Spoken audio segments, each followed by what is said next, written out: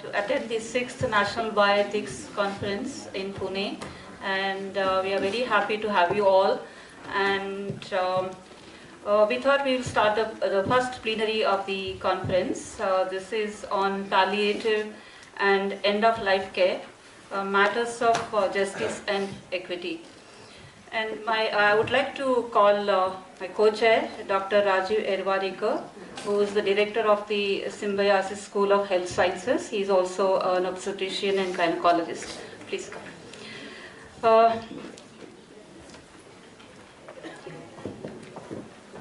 I would like to welcome Dr. Soumya Swaminathan. We are very happy to have you here, ma'am, because you took time out from your busy schedule and you stay till the evening to attend, because morning you couldn't make it, but we are very happy to have you here now. And she will be speaking, and then she'll be with us till the end of this session. And we are really very happy that you are here to be a part of this plenary. I just want to give a small introduction of Dr. Soumya Swaminathan, and as we are all aware that she is the Secretary, Department of Health Research in the Ministry of Health and Family Welfare, and the Director General of the Indian Council for Medical Research. And prior to this assignment, she was Director of the National Institute for Research in Tuberculosis in Chennai. Dr. Swaminathan joined the Tuberculosis Research Center, Chennai in 1992 and has been in health research since then. Her research interests include pediatric and adult tuberculosis, epidemiology and pathogenesis, the role of the nutrition and HIV-associated tuberculosis. She served for 2 years as coordinator, neglected tropical diseases in the Special Program for Research and Training in Tropical Diseases World Health Organization. She holds many professional memberships internationally and nationally, such as the International Union Against Tuberculosis and Lung Diseases and the Third World Organization of Women Scientists. She serves on the UNAIDS expert panel and the Scientific and Technical Advisory Group of WHO Stop Tuberculosis. In addition, she serves on committees of the Health Ministry and National Institutes and is a fellow of 3 of the India Science Academies. Please come.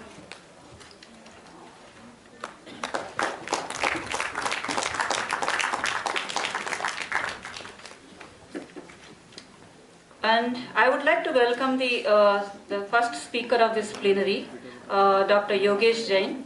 Yogesh Jain has an MD in Pediatrics from All India Institute of Medical Sciences, Delhi, but is a public health physician in practice. He has been primarily involved in primary health care, that is in quotes, through founding and running a community health program, Janswa Sayo, People's Health Support Group in rural Bilaspur in central India, where people from over 2,500 of the most marginalized villages access the services for their major healthcare needs. He has been involved in addressing the issues, be they technical, operational, economic or political, that determine the healthcare for the rural poor. Through careful documentation, observational research studies, developing appropriate health-related technology training, and lobbying, all based on the continual learning from this community health program. Issues of access, cost and quality of healthcare have occupied most of his time, whether it is developing a blueprint for universal healthcare in India or addressing specific control programs for tuberculosis, malaria, leprosy, or childhood infectious and technical aspects of women's health. Observing health through the lens of hunger, he has been a strident believer in the continued role of the state as a primary provider of social service, and also that unbridled privatization is not the way forward in an unequal world in which we live. Please come, Dr. Yogesh Jain.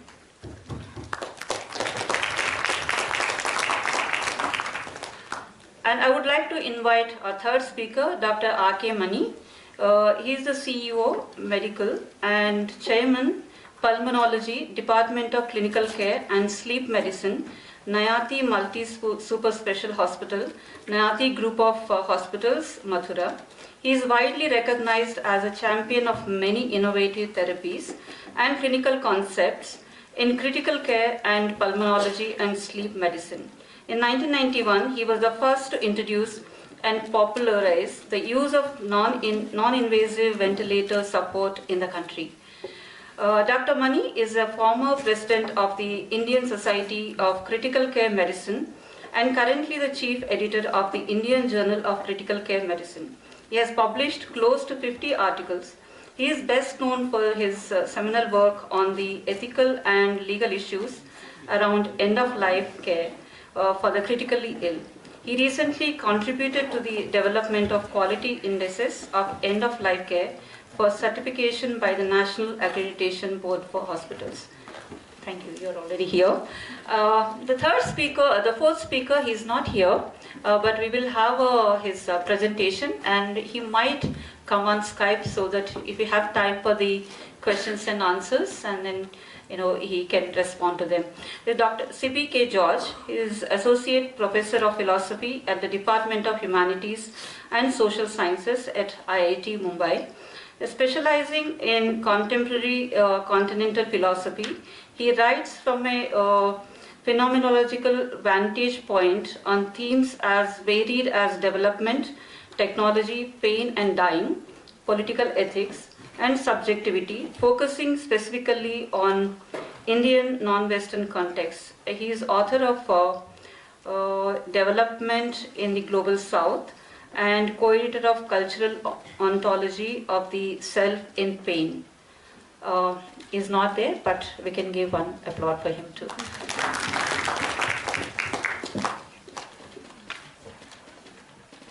Now I would like to ask Dr. Soumya Swaminathan to speak.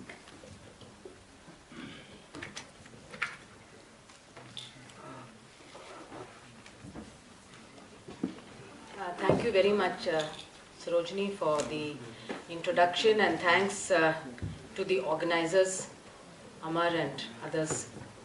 I had made this commitment a long time ago and I apologize for not being there this morning. But I'm also grateful to you for giving me a chance to say a few words this afternoon.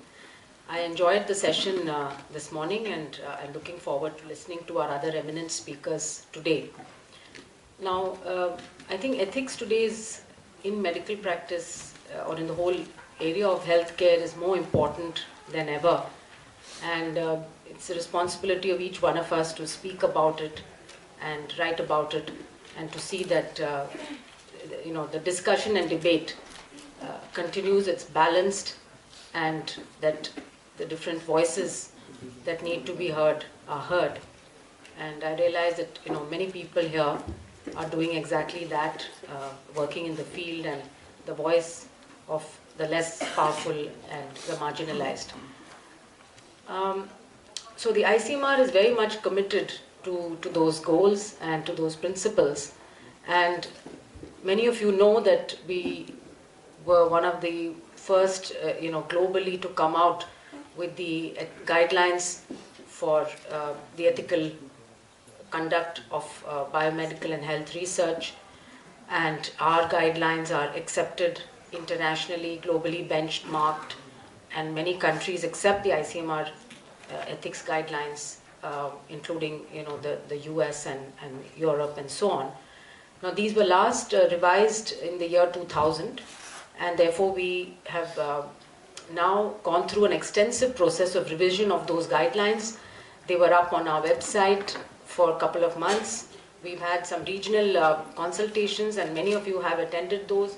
Many more have provided feedback in writing, and we are hoping to make those guidelines available within the next couple of months, definitely by March 2016, so that we would have an updated set of guidelines. This is also expanded compared to the previous version because there are several areas and several topics that have been included which were not there in previous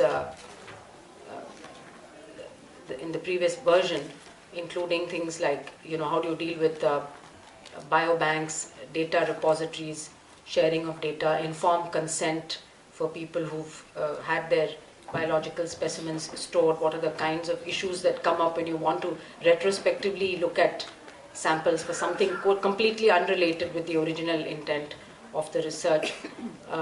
We also have chapters on ethics of public health, in public health research and social science research, then of course vulnerable populations, the use of new technologies, especially genetic recombination, gene editing, and more recently gene drive technologies. Now these are very, very new and constantly evolving, and those of you who follow the literature probably have heard of the CRISPR-Cas9 technology that's really made waves across the world, in that it allows a very, very targeted genetic editing to be done, and you can go and target one gene and take it out or replace it.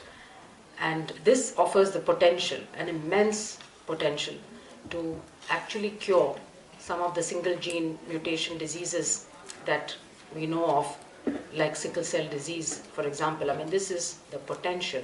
How do we get there? How do we go? This will obviously involve embryonic stem cell manipulation, because if you want to take out a gene or manipulate a gene which is going to cause a disease, you could potentially do it in the adult, but it might be more difficult. It might be easier to do it in the embryo, but of course these genetic changes would then be passed on to subsequent generations. So this is where the big ethical question of this whole technology comes up, and there's huge amount of debate going on. There are, as usual, lobbies pro and against, but the US, for example, had a one-year-long discussion period. The National Academies of Medicine convened it, and they've come out with a good report on the ethical, legal, and social implications of gene editing. Gene drive is one step more, because you then drive that genetic change through subsequent generations. And here we're talking about things like manipulating an Anopheles mosquito so that it no longer is capable of carrying malarial parasite, or manipulating vectors for different diseases. Again, you will probably change a whole species. Potentially could do that if you introduce something like this. So these new technologies, which are still not widely understood even by scientists, let alone by the lay people, raise a lot of questions, and we need to have discussions and debates in our own country on all these aspects: the social, economic, ethics, and equity and legal implications, and where should India be in research in these areas. So I think it's again the responsibility of the ICMR. We're going to convene meetings along with the Department of Biotechnology, and potentially with the INSERM, which is a French medical research institute, because they've already had some discussions on this in Europe, but we have to do it in our own context. And so on the one hand, we do want to promote cutting edge research in areas especially where there is potential to make these dramatic changes in human health, especially in genetic diseases. On the other hand, we have to keep in mind, unfortunately in our country, anything you do, any guidelines, recommendations, there are always people who don't pay any attention to them and go ahead and do what they feel like. And one example is the use of stem cells for treatment. All of you know that we have guidelines for stem cell research and therapy. We have a National Advisory Committee, the NAC-SCRT, and in 2013 the ICMR and DBT put out the joint guidelines for research on stem cells. And there are very clear guidelines there on what is not allowed, what is allowed, and at what level of approval you need, and what your institution needs to have in order to do stem cell therapies. Now that's fine. A lot of people do come to this committee with both from the private sector and the public sector, and so that's going on. But at the same time, we all know of a number of clinics and nursing homes and institutions across the country that offer stem cell treatment for diseases where there's absolutely no proof or no evidence that these therapies have any role to play, ranging from mostly neurological diseases, ranging from cerebral palsy and muscular dystrophies to dementia and Parkinson's and neuromuscular, what have you, cardiovascular diseases, so backache. So there are people offering these therapies, and unsuspecting people going ahead and paying large amounts of money to get these get these done. And then they write to ICMR saying, we were subjected to this, we spent so much, and the patient has deteriorated, and we were never explained anything, and so on, we've been exploited, do something. Now the problem is ICMR is not a regulatory body, and we don't have the laws to deal with it. However, they can be dealt with under the rules of the Clinical Establishment Act and under the Medical Council of India Code of Ethics. So there are ways of dealing with these people, but I think we have not done that. We have not made examples of people who've engaged in unethical kinds of. This is not even research. It's just they call it therapy, but it's absolutely outside the purview of rational, evidence-based medicine. So we are thinking now that we must have a website for the common lay public where we can have do's and don'ts and guidelines laid out on stem cell therapies. We've also asked people to write back to us with their claims so that we can for once and for all take a call and say where it's allowed and where it's not allowed. As far as the current state of knowledge, it's only the hematopoietic diseases where stem cell therapies, bone marrow therapies are indicated. The other contentious area which is discussed a lot in the public is also the assisted reproductive technologies, IVF, and of course most recently surrogacy. And again, we are involved because our department drafted the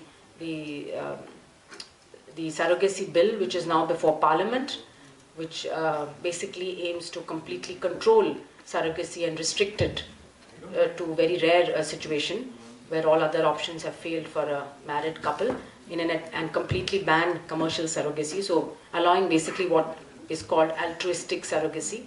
There's again a lot of debate, discussion, which is good. I think the public needs to get involved in that, but there are also lobbies. So this is an area again where we would welcome all your inputs and support. And the other area is clinical trials. So clinical trials have also over the years taken have got internationally, I think we got into a lot of bad reputation, firstly because of having carried out certain trials without taking care of all the ethical aspects, and then for having clamped down so much that clinical trials in India, especially in academic centers, practically ground to a halt. I think now, after these few years of uncertainty, we are on track to have a more balanced approach to clinical trials.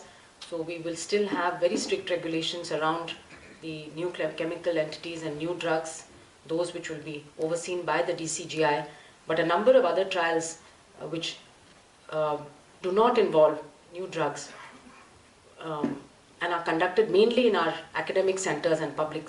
We want those to continue because medicine cannot advance without research and without trials.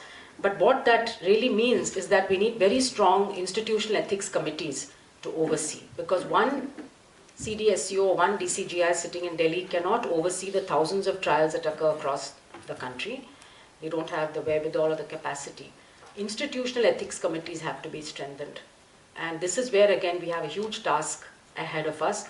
We're working on developing some online materials for training of, there are only a handful of committees in the country who are accredited by FERCAP. We need our own accreditation system within the country, which is perhaps not as paperwork intensive as a FERCAP, but I think more it is the principles and the actual implementation in letter and spirit, not just the paperwork that one is preserving. And so we need this community to work on scaling up capacity of ethics committees to really oversee and to make sure that patients or participants' rights are really being protected.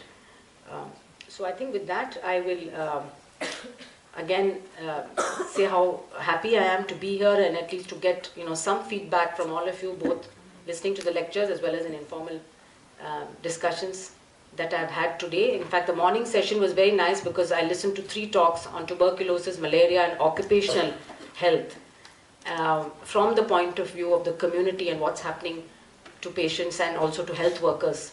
And it was all very important work, and I really think that, at least I'm committed to move the ICMR in the direction of making sure that we become the watchdogs to some extent and speak up for these neglected aspects of healthcare in our country.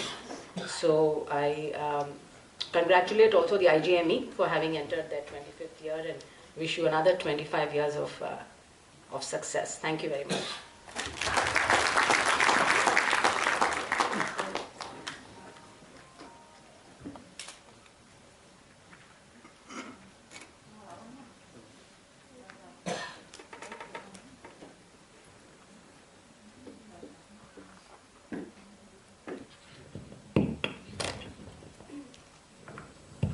Thank you, Dr. Soumya Swaminathan. I think it's very important to have your what exactly is ICM are doing right now, and your involvement and your encouragement for all of us to bring in certain changes into the whether it is biomedical guidelines or other areas of work.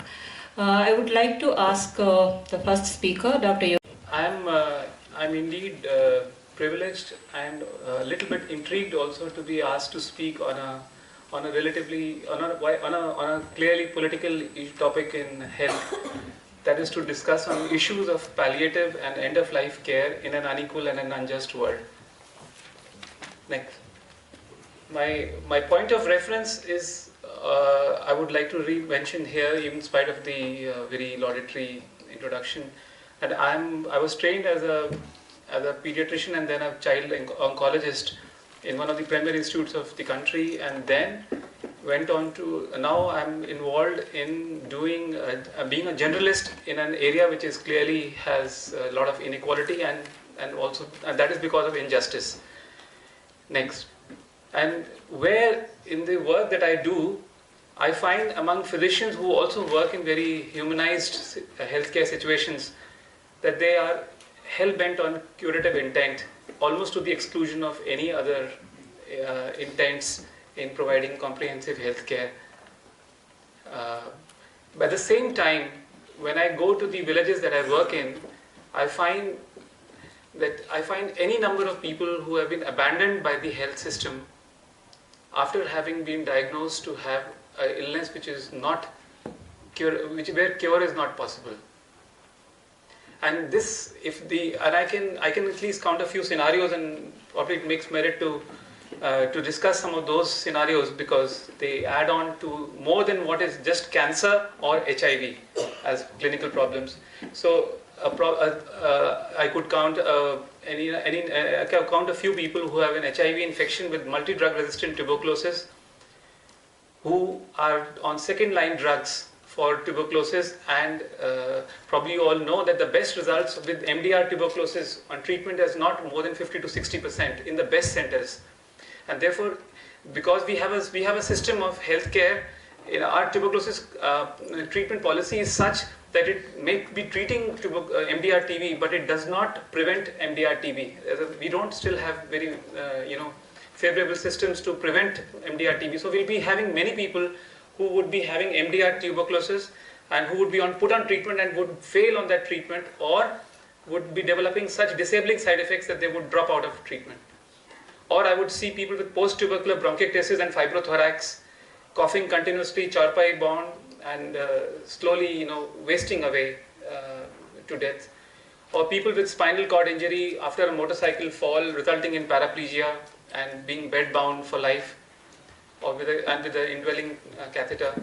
Or lepromatous leprosy, with frequent type 2 reactions, with non-healing ulcers, and not responding to the multi-drug therapy that is recommended by the WHO and by the Indian government, and just wasting away in their own village homes. Next. Or chronic psychosis with either with schizophrenia or otherwise, who are not taking treatment or who have dropped out of treatment and are frequently violent and are sometimes a nuisance to the family or to the village or to themselves. Not looking after themselves, sometimes also sometimes also running away from the families. Or people in acute care situations, sepsis, who come with shock and are not improving a few days after being in an intensive care or a high dependency unit. Or adults also with tubercular meningitis, stage 3, that is with unconsciousness, who are on treatment with anti-tubercular drugs, not responding, and are unconscious, requiring gastric feeds, and seems to be no great chance of their improving. Or in a patient who may have had the luxury of having a spinal surgery for a disc prolapse, not improving and developing bed sores that are festering for long. A more common situation of a chronic renal failure in a 35-year-old is something that I would at least see a few patients every week who cannot afford hemodialysis or continuous dialysis from their own expenses, and going home, or cor pulmonale due to chronic lung disease, which may be due to silicosis or other occupational health problems. At the same time, in children, many congenital malformations like a high anorectal malformation, who have not taken treatment well, or who have even taken treatment, some surgeries have been provided, but they still have many other needs, or with multiple malformations. And malignancies of all types, stage 4 cervical cancers, invasive and disfiguring oral cancers, multiple myelomas, and gastric cancers with liver mets, or the entire spectrum of cancers would be there. Next. So in such a situation where we find that a lot of illnesses are there, for which people are abandoned in an unequal world like ours, what are the principles that seem to emerge when you want to provide comprehensive health care, as we try to do in our own small system?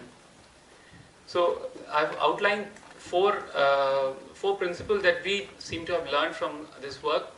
First is that the basic principles of ethics we still would be applicable here, of autonomy, non-maleficence, and benevolence, to decide that physicians should need to learn, and we are trying to learn, where is it to draw a line not in giving up curative intent and then going on to going and adding comfort care, palliative care, and then providing end-of-life care also, with the same dictum as we all learned in our graduate days: to cure sometimes, to relieve often, and to comfort always.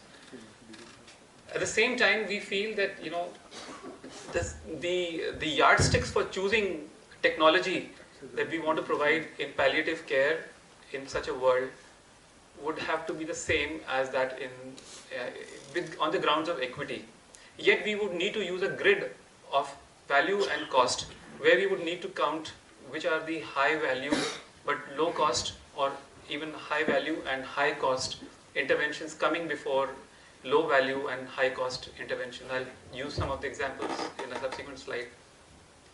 The third is that principle that we have learned the hard way also, that palliative and disease modifying or curative intent treatment care need to be balanced and to go on together.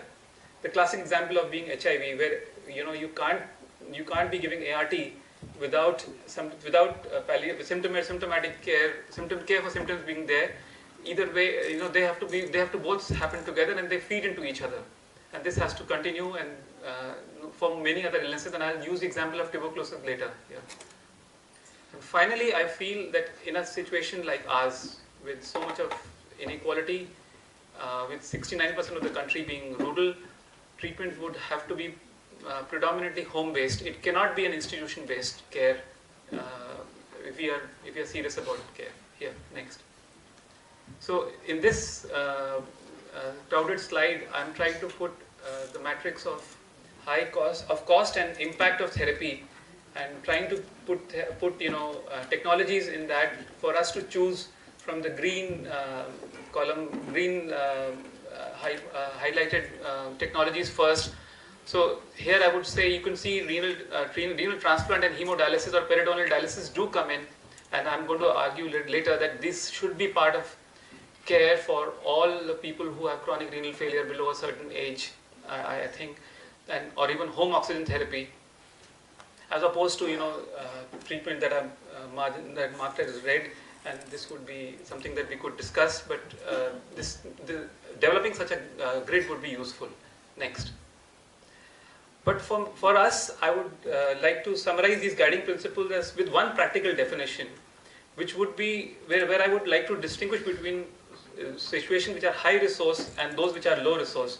High resource situations, usually where already disease modifying and curative treatment are there, they suffer from problems of the teams not being well made, and people not knowing what their roles are, and therefore there's a role there of various types of providers coming in, not just physician and the nurse alone, and also more attention to symptom relief, particularly later in the course of the disease. But in a low resource situation like ours, low resources for the people who suffer from illnesses, we need more technology and disease modifying interventions to prevent needless deaths and suffering. This has been one of the bugbears in palliative care, that there has been a relatively little role given, little importance given to preventive treatment, and sort of relatively inattention to disease modifying or disease prolonging treatments. And thus is something that we need to look at it, and I'll suggest some examples here next. So what can be these disease life prolonging treatment that should be the right of people on grounds of equity in a low resource situation to be there? And I would like to highlight at least 10 of them here. Dialysis, hemo or peritoneal dialysis, and sometimes renal transplant for all people who have developed chronic renal failures below 70 years of age. Home oxygen treatment is something that I would want for people who suffer from chronic lung disease due to occupational disorders, occupational health problems, or even problems of tuberculosis with right lung failures due to hypoxemia, or even other chronic problems. Injectable long-acting antipsychotics would be important for chronic psychosis, and they should be delivered at home through people who are providing palliative care. Installing Western toilets is something that I would recommend. I think in Swachh Bharat Abhiyan, if we had even made Western toilets, that would be something great for people with chronic arthritis, or for elderlies, and for people with many other problems that cause hypoxic problems like heart and chronic lung disorders. Multiple home care techniques for paraplegics like water beds or other assistive devices would be very important for paraplegics. Next. Or for and for drugs like morphine, which is a wonder drug for not only pain but for dyspnea, the sense of breathlessness that people with chronic lung and chronic heart diseases suffer from, or triple inhaler therapy for those who have bronchiectasis and bad lungs, or narcotic replacements for people who are addicted to substances would be something life prolonging treatments. Prosthesis for people with problems which are for amputees, and presbyopic corrections for people who have people above 40 who have nearsightedness or farsightedness, or surgical procedures like cone excision for people with sickle cell disease who have crippling hips, hip disorders, or diverting colostomies, and many other problems, many other specific surgeries that should be available for people who suffer meaninglessly with their chronic problems. But what have been the roadblocks that I would like to just highlight here? Clubbed into 4 categories. Policy. We have a policy at a national level. We have a state that has a wonderful policy in practice. But most of the unequal or the world where injustice is rife has hardly any policy, and people don't still feel that palliative care is the responsibility of the state to provide, of a public system to provide. It is often relegated to being the responsibility of the family. Education for the physicians and is something that is hugely lacking. I don't think any of us who are here who have finished our post-graduation some years ago have been trained in palliative care in our own trainings, and this is one of the strong drawbacks. Enabling practices such as opiate availability is a huge issue. All of us know it. I know at least in my own province, my own state of Chhattisgarh, where there is a population of 32 million, there are only 2 hospitals that hospitals only who have morphine availability, oral morphine availability, and we have to also work hard to get it. At a household level, I feel there are issues that need to be handled. I think helping in toilet needs for people at home is an issue still. At least I find that in our families, people are not very comfortable, and this needs to be also worked upon. Next, I am using one of the cartoons to argue for some of the issues that people raise. We need actually disease prolonging, life prolonging treatments also, at the same time as we require palliative care. Next. So someone posed this question where apparently the lives of many people in developing countries do not matter, as it seems, as we rightly observe. Why should their deaths matter to people? I would really question this by answering that by saying that both the lives and the deaths of people should matter. The fact that people are, dying due to unpreventable cancers, that does not mean that we double up the pain by, giving them a painful death. Also, I think, and also sometimes working on death-related issues helps you to build a platform for even looking at preventive or even curative intent work. Next. Yeah. So I would just propose this model of the palliative care for problems by having a 3-tiered structure of a district where it would be physicians and some specific nurses, or health centers which have community nurses or mid-level workers, as we would develop them, who would be carrying out the instructions, provided plans made by the district level teams, but to be finally executed by a village health worker, as something that we have been trying to do in our own program, with a continuity among all these levels. Next. So we have developed programs, based on African models which enable a mid-level worker or a village level worker to find out what should be the question they should ask in their beat programs. Next. So just to finally say about palliative care in tuberculosis as a case in point, we need to provide care to alleviate the suffering and to prevent ongoing transmission once the decision has been made to stop the curative treatment. Next. So the questions should be, in at least tuberculosis, that the patient's quality of life, especially regarding adverse effects, is such that continuing treatment is something that will not be recommended. And this situation, and the second is that continuing a treatment that is failing can amplify the resistance. If we treat people with tuberculosis, if the treatment is not working, it might increase the resistance among the bugs to the drugs to some of the drugs that the bugs are still sensitive to, if we don't stop the treatment. And the third is that a model of care should be available to provide end-of-life care for proper TB, and proper TB infection control is in place. Next. And this will translate into home oxygen therapy for people who are hypoxic, and this will also relieve their dyspnea. Morphine for dyspnea will be useful even in tuberculosis, and we should, with the number of people that we'll have, this is something that we should be getting. N95 masks to prevent infections among the family members or care providers, and measures to prevent loneliness and boredom and sense of abandonment is necessary, and finally help in bereavement for tuberculosis patients. Next. So we can go to the next. I would summarize by saying that I believe palliative care in low resource situation is an uncharted arena in our areas. Palliative care will initially mean ensuring that life-prolonging treatment that most patients don't get is first ensured for people, which can include hemodialysis it has to be so. And if we organize well and we have standard protocols to support us, we can provide appropriate care for our people. Yes, and equity. So from a critical care perspective, I will have one line to say about equity. The whole majority, I think maybe 80 to 90% are disenfranchised from critical care today because it's a highly resource-intensive care. So I'll focus on primarily on ethics, justice, and humanity that gets intersected in preparing for death in the ICU. Right? This has been also the theme, ethics and justice and law and palliative care for this conference. I'll just do this, and can we change? Yeah, right. So, there's always been a romance about saving patients. So, when the more technology-intensive supports and care that we employ, the greater is our self-respect as an intensive care specialist so far, and this has been glorified.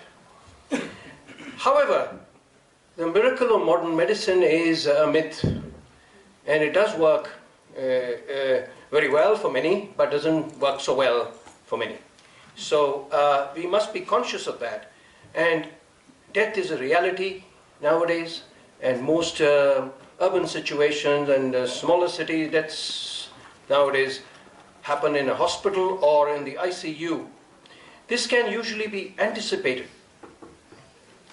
The quality of dying should be the new metric now and cannot be ignored in the interest of justice, humanity, and law. So you can see this is not the sort of death anybody would envisage, right? Really a lonely death surrounded by tubes and beeps, and this is not at all humane. How can we change this?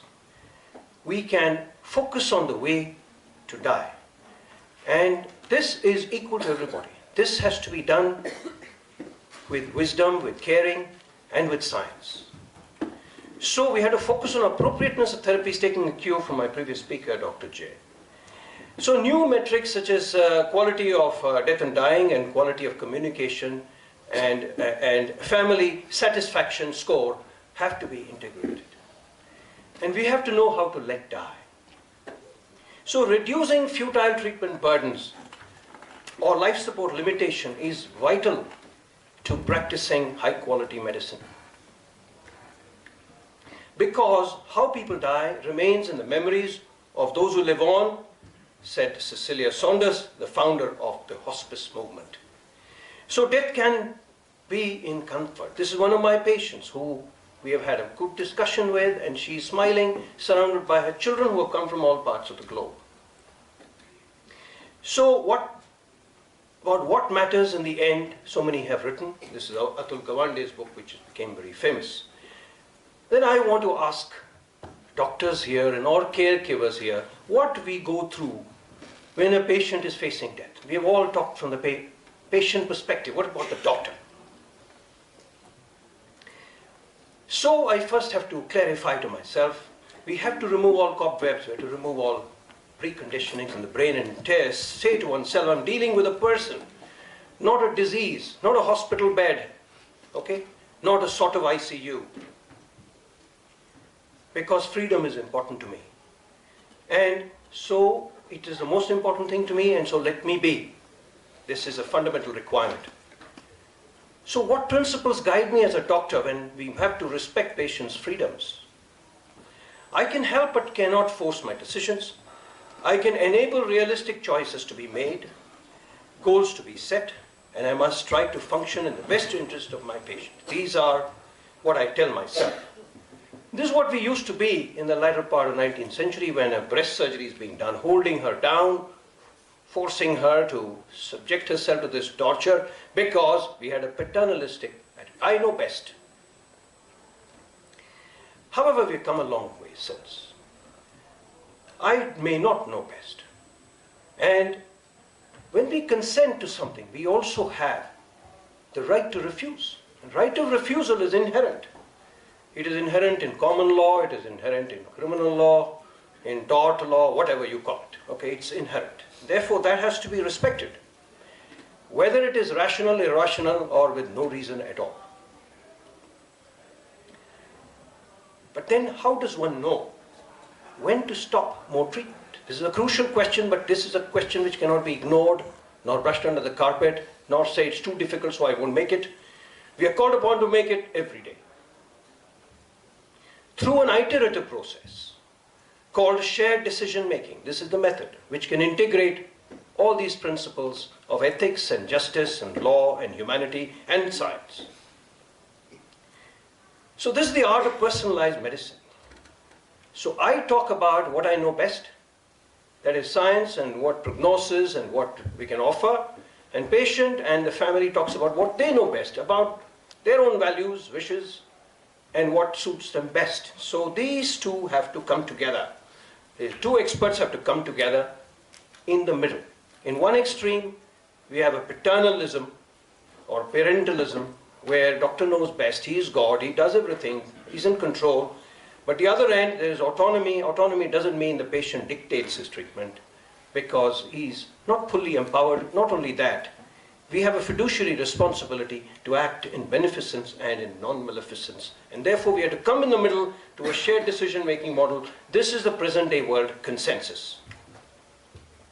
How do we actually go about it is the next question, because this is all tut-tut, this is all theory. What are you actually doing in practice? So I will share with you what we do in practice in the last 20 years. Next slide, please. So this is a guideline which the Indian Society of Critical Care Medicine, in collaboration with the Indian Association of Palliative Care, formed a couple of years ago, and this culminated in this end-of-life care policy, an integrated care plan for the dying. I wrote an editorial talking about coming together to care for the dying. So there are two halves come together. Critical care, which is a very highly intensive, technology intensive, resource intensive care, and another one is palliative care, which seemingly is on the other end, but not quite. They are two halves of one whole, concurrently, not at the end of one or the other. Next, please. So this is the way they come together. So the blue bit is palliative care, yellow bit is the curative care. You start with a very minimal palliative but mostly curative care, and then as the situation unfolds and we are entering into regions of refractoriness of treatment, then palliative care takes over in the large part and then flows over to end-of-life care. This is a model by Society of Critical Care Medicine which we should adopt. Next slide, please. So the two societies came together to formulate a sort of what do you call decision-making pathway, and this flows in about 12 steps, which includes, through an iterative process, setting the goals of care, and then consensus within treating team, then through a dialogue, consensus with the family, then documentation and proper procedure for withdrawing and withholding, and then flowing over to bereavement and post-bereavement care. Next. So what it takes to be a complete physician, we must all understand, it is not just going through degrees, not going through skills of hand and skills of brain, but we need skills of the heart as well. So you can see communication is extremely crucial to all this.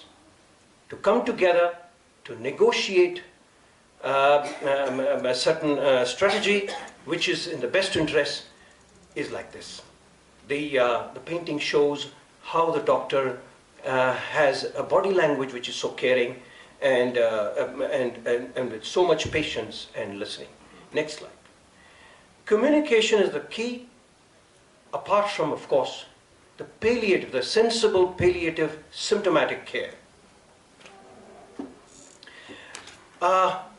One dimension for which we all live and die is the spiritual dimension, and that should not be denied by the bedside. It should be brought close as a tangible reality to the bedside. You can see how it works even in science, scientific studies. So where there is communication done in a group of patients attending, a cohort of patients attending a cancer clinic, it's very, very alarming to see that only 33% have undergone communication, proper discussion. This is alarming in a cancer specialist clinic. But even those 33%, when they compared with those who did not receive communication, there were huge differences.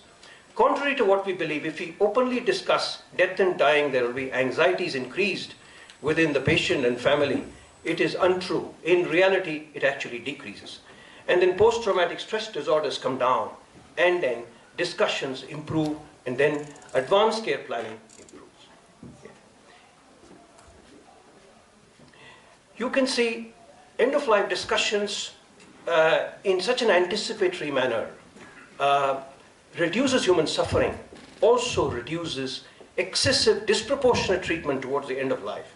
You can see only a proportion, very small proportion, have had ICU admissions and mechanical ventilation and resuscitation. So quality control recommendations have integrated all these values into having other important interventions in the hospital. Liberalization of visiting hours, allowing family members to participate in the care of the patient, encouraging culturally significant rites and rituals, and ensuring privacy are some of these.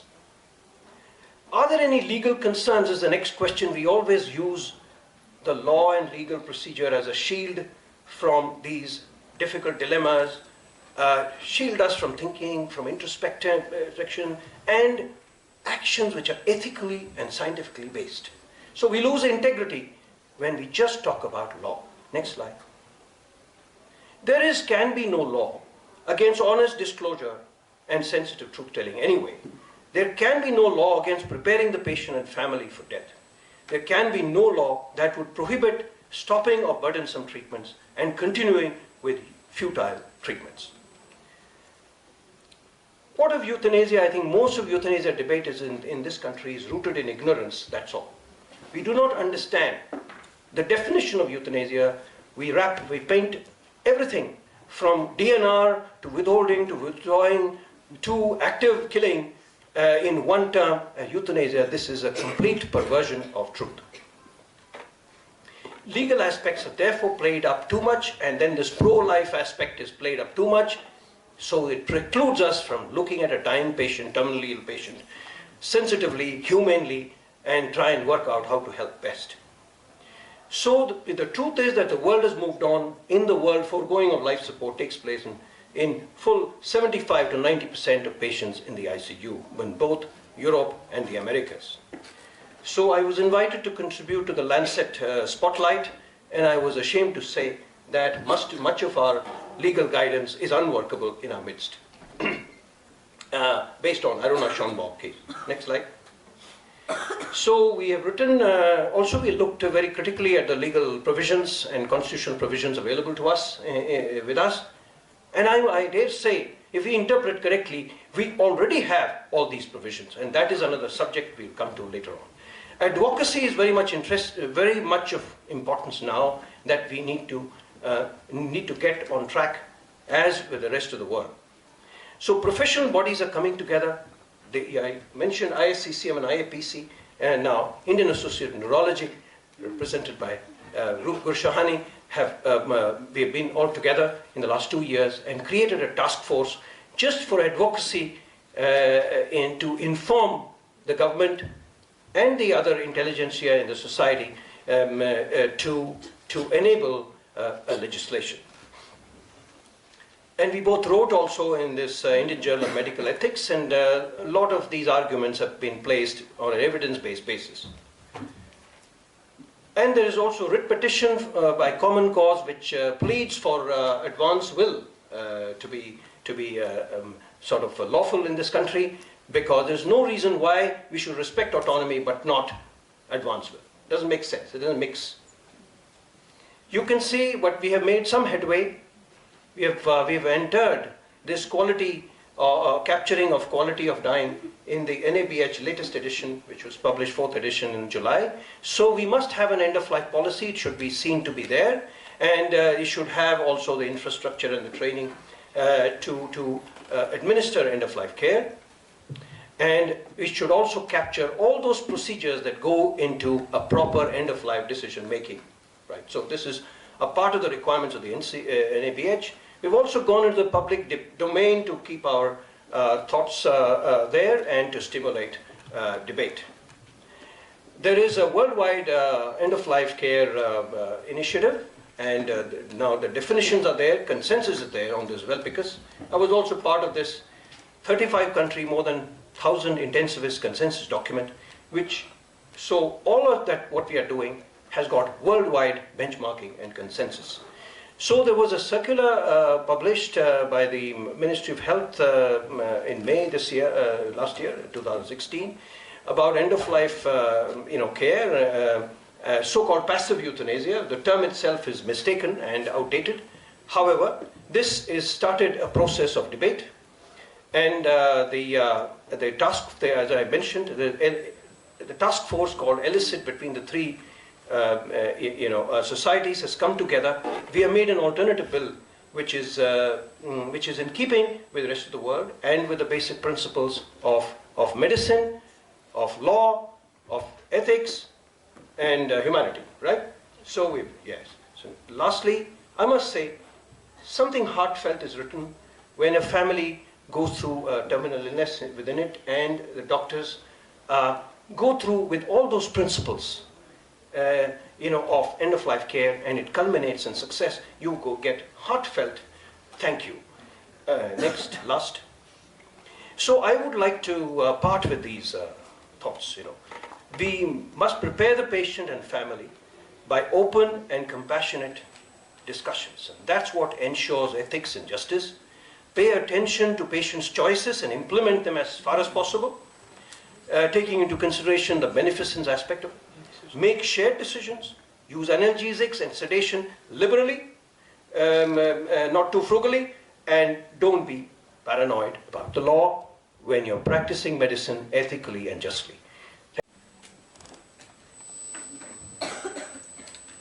Very grateful to Dr. Sanjay Nagwal and Dr. Sunita Sheel of the FMES for this invitation and for making this recording possible, especially to Sunita.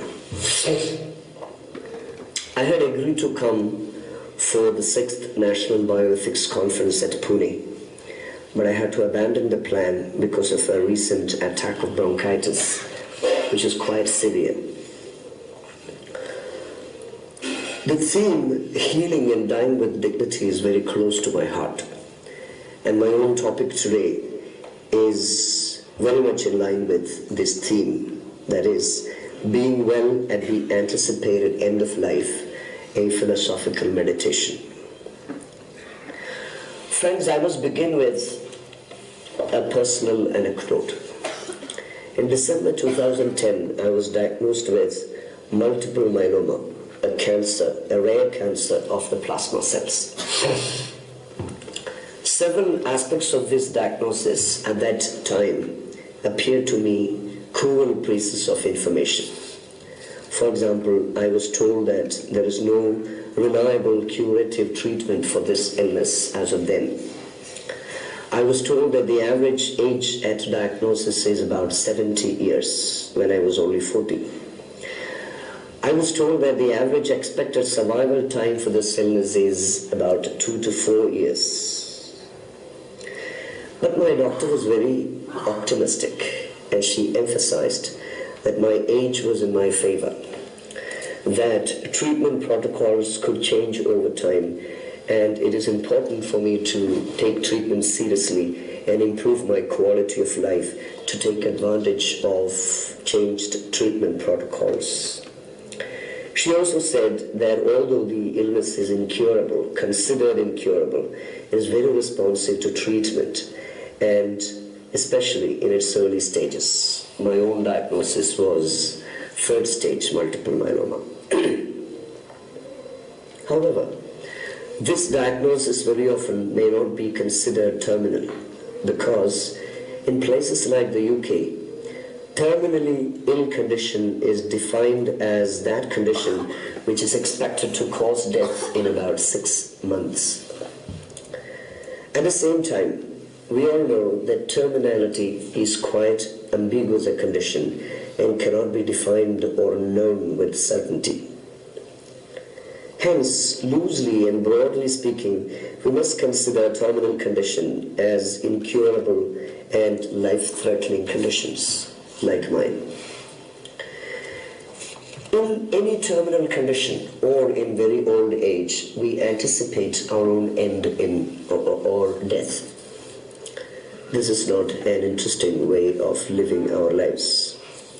Sometimes we have no time to anticipate our death, even when death is close at hand, for example, in accidents or in any case of sudden death.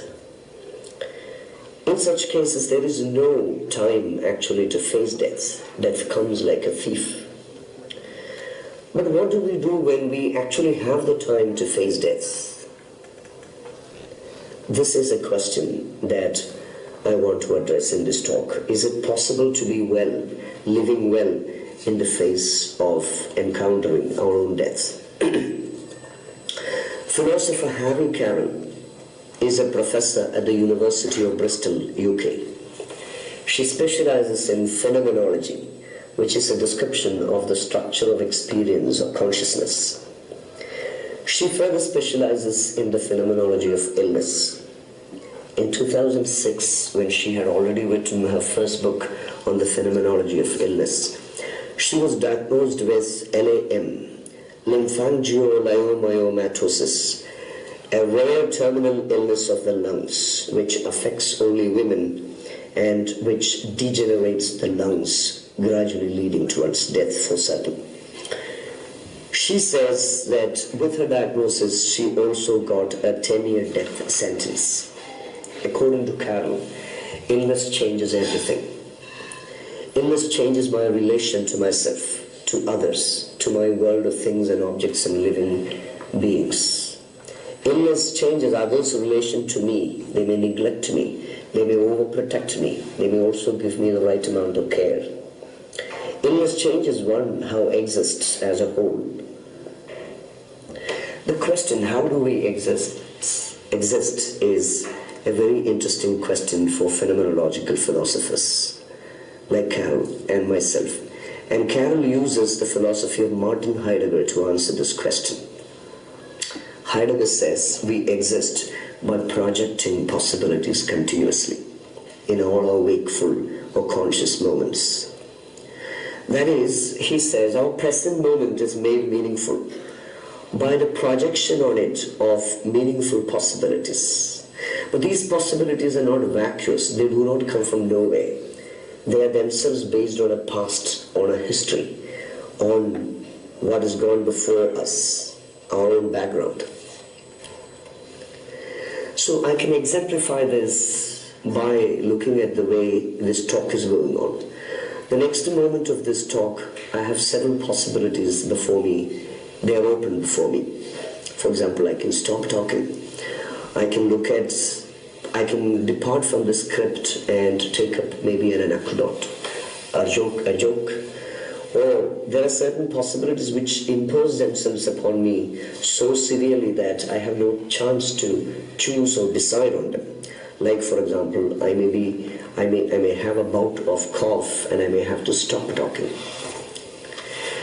Although possibilities, according to Heidegger, are higher than actuality, and possibilities constantly crowd our minds, we cannot know all of them or predict all of them. We cannot know our future completely. However, one possibility we know for certain, and that is the possibility of our own end, our own death. He says death is the almost unsurpassable, unrelatable, certain possibility. It is the possibility of my own impossibility, according to his famous statement. What is meant by this statement is that human existence, as we experience it within our consciousness, is finite. Our time is constantly running out. We're constantly running towards our own end and death. Now, this inherent finiteness or finitude of our existence is brought too close for comfort in cases like terminal illness. Coming back to Harry Carroll, it is possible to be happy, she says, in conditions like terminal illness. She says that as it is, our existence is finite. As it is, our life is going to end, come what may. But when our existence is restrained by events like terminal illness, then still can we have good projections or meaningful possibilities?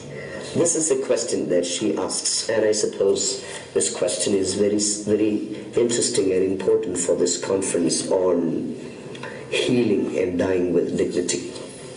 Carroll suggests, as a philosopher and as a person of first-hand experience with terminal illness, that illness is a time to accept our own inherent existential, ontological finitude. But finiteness in this philosophical sense does not only mean that our existence is going to end. It also means vulnerabilities, fragilities of our embodied existence. If we were disembodied spirits, for example, these fragilities and vulnerabilities may not have been there. The whole of medical science may not have been important in that case. All delusions of permanence and perfection become an obstruction and irrelevant in cases of terminal illness. In such cases, death is no more something that comes after life, something that is inexperienciable, but something that is very much part of our existence, part of our awareness. As the Buddha says, life is a constant momentary death, a string of deaths and births and rebirths until a rebirth is not possible anymore. Heidegger says about this very aspect that he captures it in the phrase being towards death. Existence is being towards death, he says.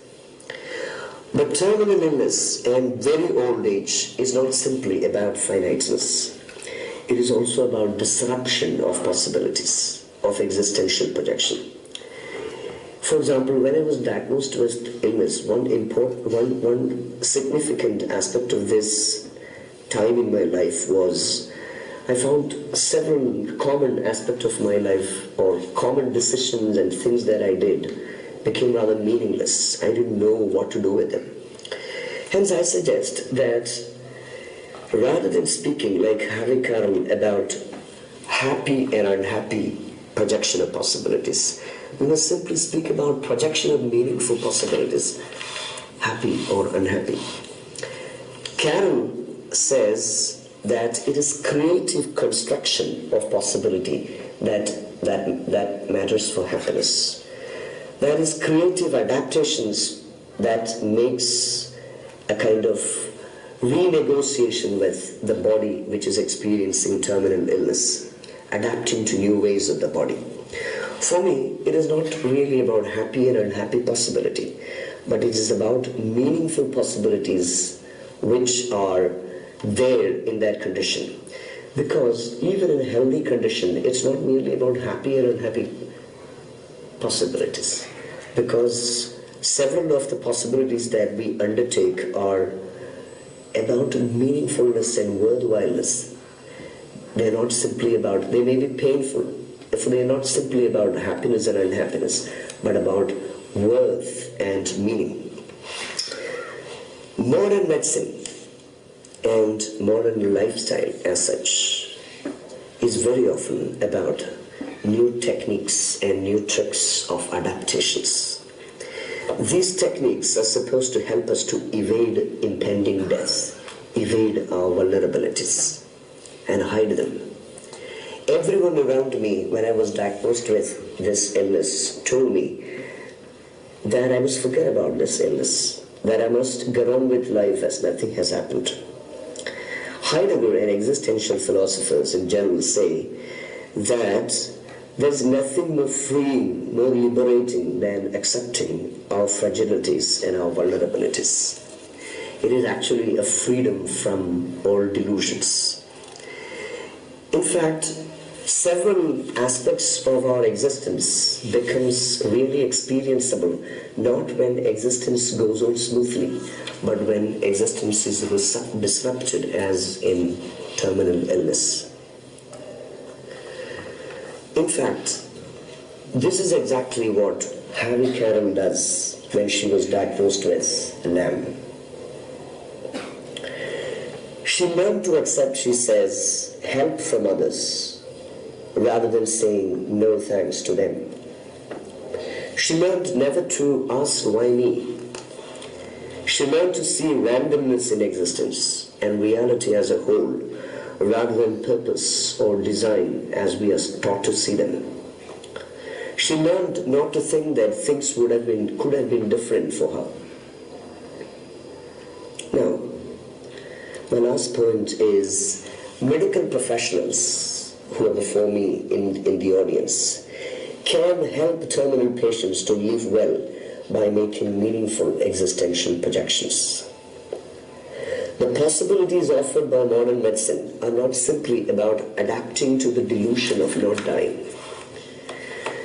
Professionals can help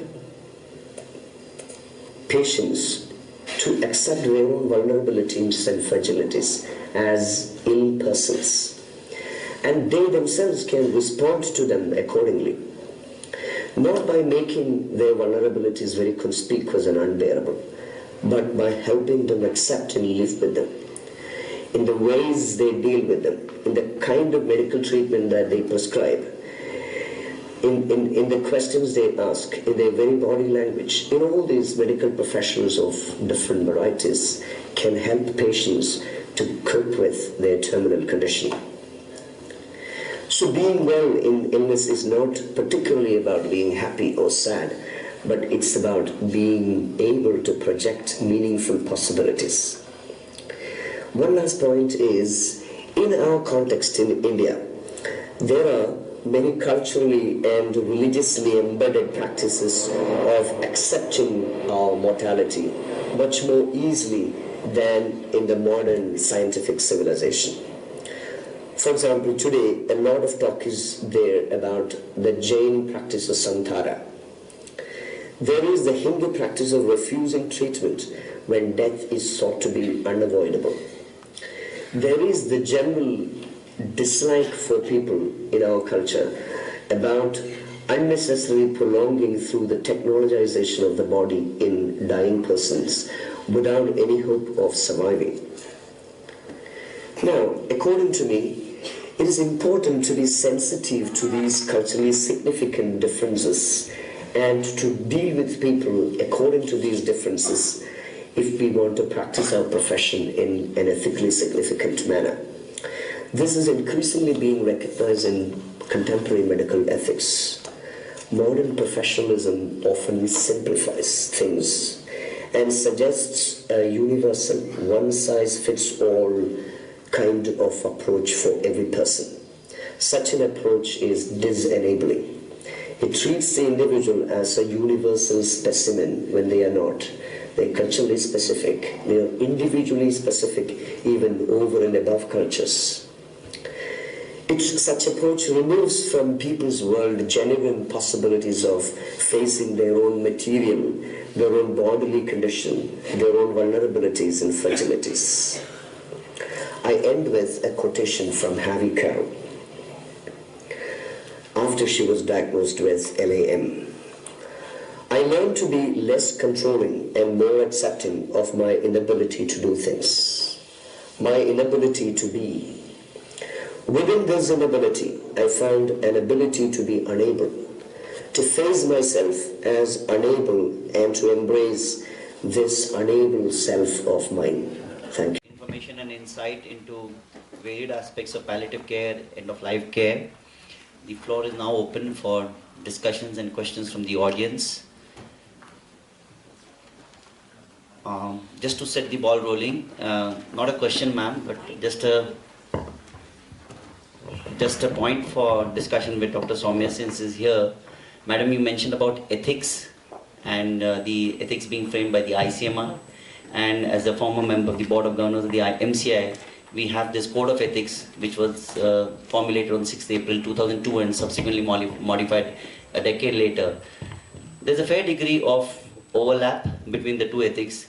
Do you think there's some sort of a wisdom in having a common code of ethics for medical practitioners, because we talk of evidence-based research and research translating into practice? So what is your take on having a common code of ethics? Because we're talking of stem cell therapy, the example which you gave. It borders on to research and research translating into stem cell therapy. Yeah, I think it's definitely, there will be overlapping areas between the two, but the difference is that the MCI Code of Ethics is for medical practice and the ICMR ethical principles or guidelines are really for research. They cover all different types of research. And one thing I forgot to mention is it was proposed that this be converted into a law, into legislation by taking it up as a bill.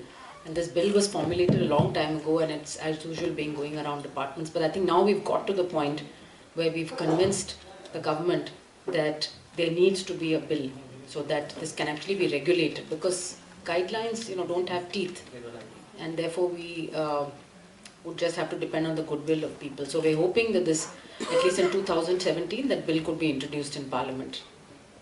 The ethics, the new ethics, the National Medical Commission, which is being proposed now in lieu of the MCI, does have one whole pillar on ethics and accreditation. So, it needs to. Yeah.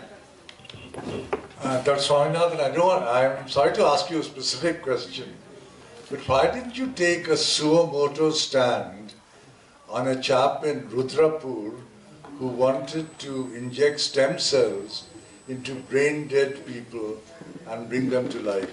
Now, I was asked to investigate this, but I think by the BMJ or some national newspaper. And in fact, I had a patient the next day from Rudrapur, and he said that this chap has got a lot of contacts abroad, and the whole thing, what's happened to that situation? Here, stem cells, ethics, brain death all together. Yeah, and he's exploited every loophole that he could find, because we challenged him and said that you can't do this, it's unethical, you have neither approval of the DCGI to do a clinical trial, nor do you have approval from ICMR, you haven't come to our... But he said that it's brain yes. dead. Is so he said it's brain dead, and you haven't mentioned brain dead anywhere in your guidelines. And he actually managed to get a letter from DCGI which said that we don't have guidelines for brain dead people. Dead. He says, I don't fall under your guidelines.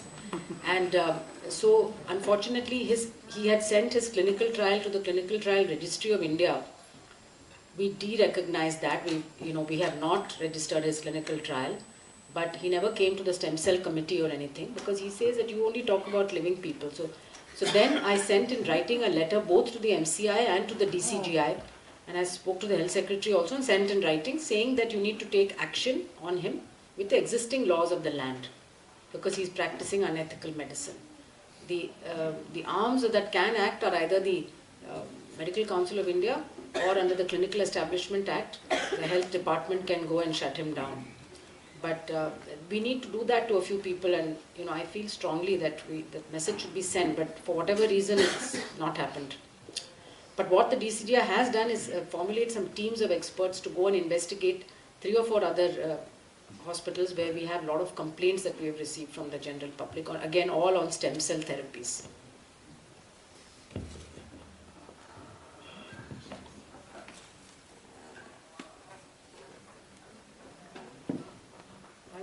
Ask Dr. Mani a question. What is the legal position now? Because you said we have to bring legislation around this whole end-of-life care.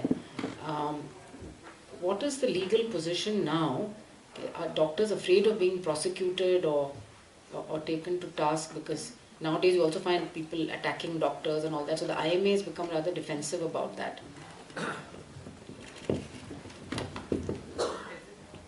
I think, Somaji, the biggest casualty in all this is ethical and good practices.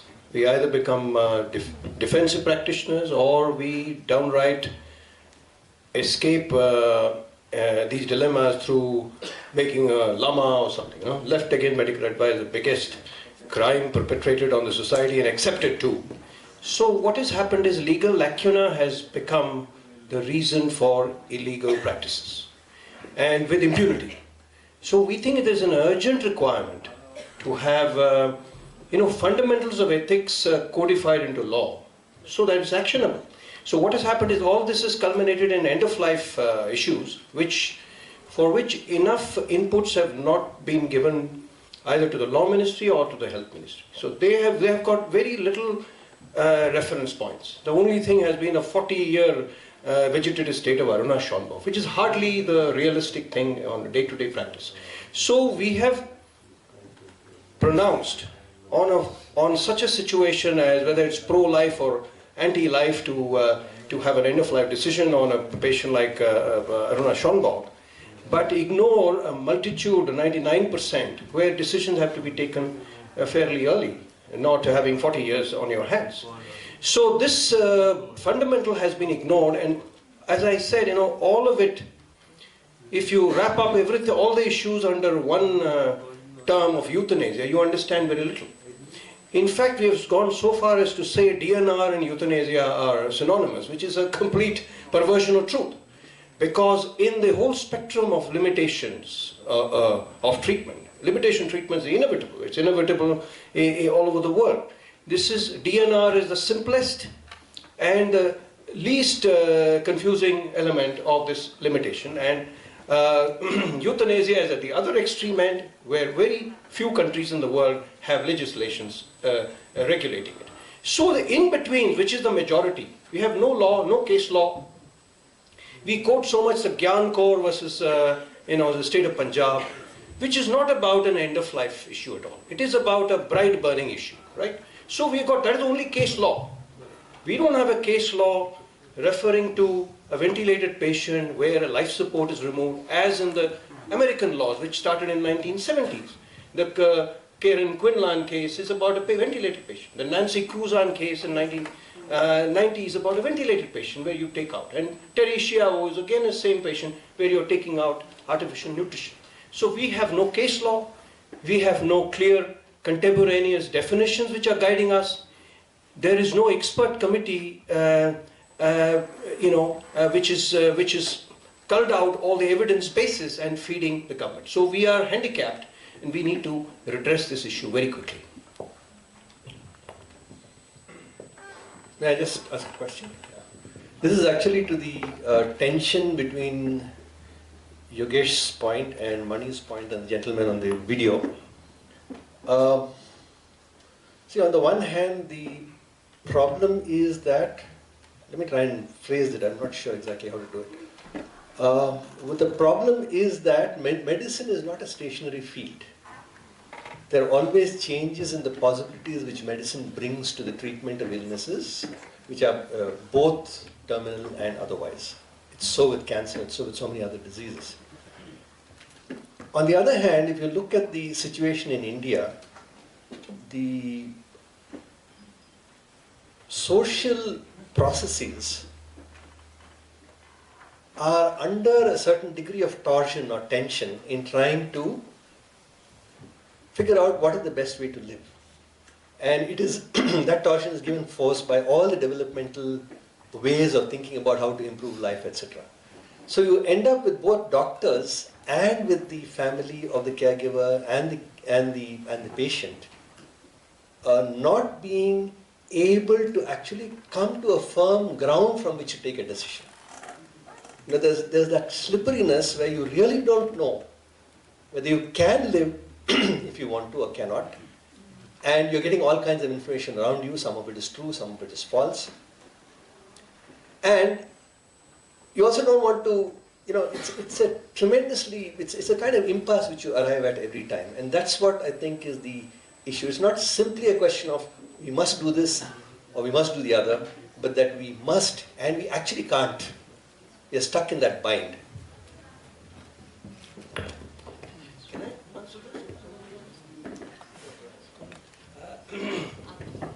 I think you brought to life the tensions in making an end-of-life decision. By no means is it simplistic. By no means is it formulaic. Like any other difficult medical decision, it is a complex one and requires expertise. It requires education from the MBBS level. It requires refinement as we go on with experience and practice. It is not something which is bookish. To address specifically, you said medical advancement is in a flux. It's dynamic. It's changing all the time. What is out of reach today may become within reach after 5 years or 10 years. However, medicine is also pragmatic. It is not a philosophic science, right? It is not something which satisfies itself only with intellectual solutions.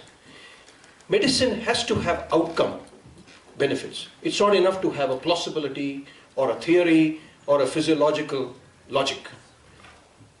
So, according to existing standards, like in COPRA, you don't have to have extraordinary standards. You have ordinary level standards. Simple, Boehm's law. So you have, by existent, widely prevalent standards, if you are in alignment with that, that will suffice. Having said that, there's also an element of customizing to individual needs and personalizing. Medicine is tantalizingly the universal to the particular. You can't help it. There's no way you can make it all universal or all make it all particular. It has got to be a combination of the two coming to bear upon the patient in front of you, and this can be done. It's not theory. It's not too difficult either. As I showed you, in majority of the weird, so-called weird world, wealthy, educated, industrial, resourceful world, it is being done 70 to 90% of the cases in the ICU. And majority of the standards in the curative medicine is benchmarked against them. So when we are benchmarking curative treatment against them, why are we not benchmarking the treatment which holds back? And without any ethical framework, no technology can be safe. I tell you, every technology will have a sinister component if it is unbridled. As we said, we don't want unbridled, we don't want disproportionate treatment. Then we got to accept the need for certain uncertainties.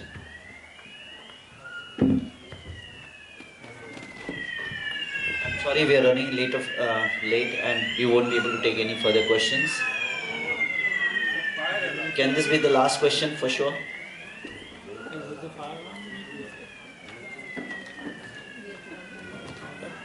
To continue on a possible suggestion about the law change that is necessary that you mentioned, Dr. Mani. I don't know if this takes it beyond the ICMR's terms of reference, but I wondered, one major problem being the lack of clarity of terms and definitions. Would it be possible for an ICMR commission just to define some terms? Euthanasia, palliative care, withdrawal life support. Just that one thing will facilitate all future actions, including today's clinical practice and tomorrow's legislation. Then we can speak a common language rather than beating around the bush, each one trying to explain in a different way. Yeah. Thank you all, and thank you very much.